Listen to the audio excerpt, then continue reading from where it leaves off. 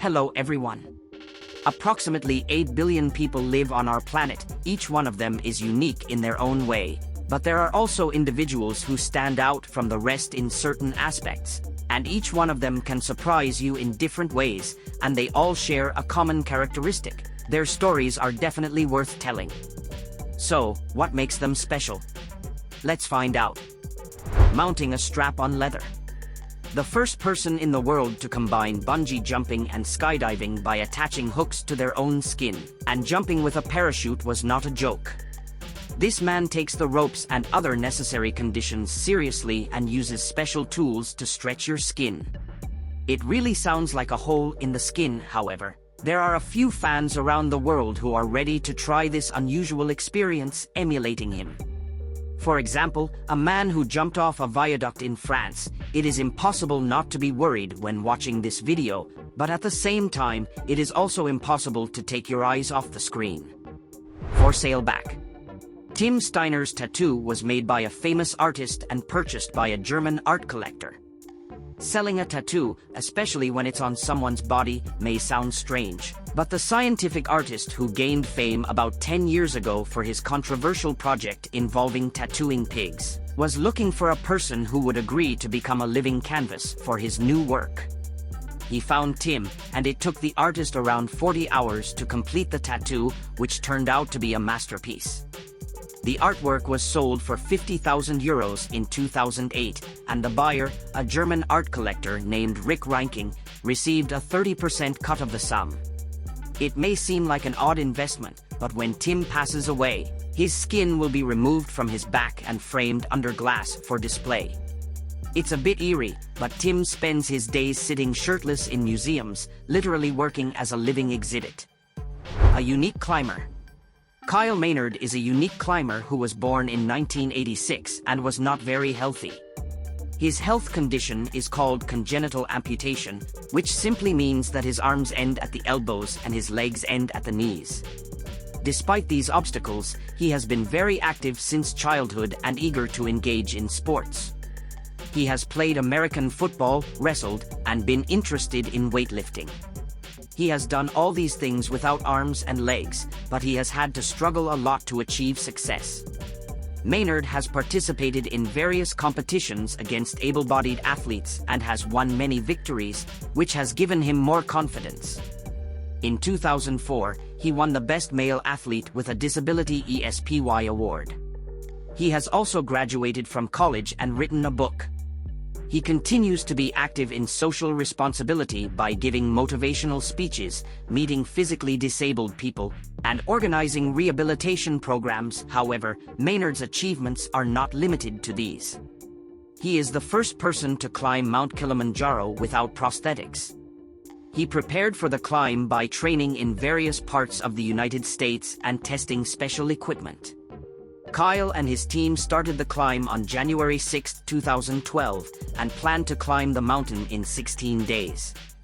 However, they reached the end of Kilimanjaro in just 15 days, and he became the first person to achieve this without prosthetics. An old man student? In 2017, Druga, who was 70 years old, graduated from high school and became known as Nepal's oldest student. When he completed his academic studies, he was still 70 years old. Druga did not have any difficulties with learning, but he had to attend the same class constantly. Throughout his life, Druga faced many obstacles on the path to education. Being the youngest of 10 children in a low-income family, he could not attend school. Although he had tried, he was eventually expelled from school because he could not attend. Instead of going to school, he started working and continued to do so throughout his life. He got married, but his wife died shortly afterwards, and the family tragedy eventually encouraged Druga to pursue education. In April 2005, Druga started elementary school and quickly caught up with the program. Initially, other students and parents were not very happy with this situation. In fact, Druga was accused of trying to lure other children to enroll in school. They had made fun of him constantly, but he continued to come to school every day. He couldn't be called the brightest student, but he was able to establish relationships with his classmates over time. What he did also eliminated prejudices against adult education. Now many schools were ready to offer employment opportunities for people who could not do it in their youth. The most interesting thing was that Druga wanted to pursue a master's degree. Red white man. Many people have a preference for a particular color, but perhaps no one loves it as much as our man in Bangalore, India. He only dresses in red and white, and his father even named him a 7 in honor of the real number 7, which has been sacred to him ever since.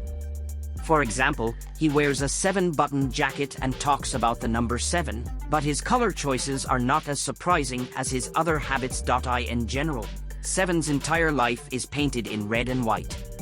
He drives a red and white car, wears a red and white suit, and his entire house is filled with red and white items.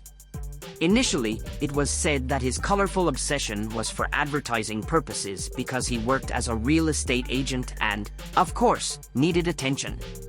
But this situation seems to have gotten out of control. Now, he is a local celebrity, and even his family members dress in red or white.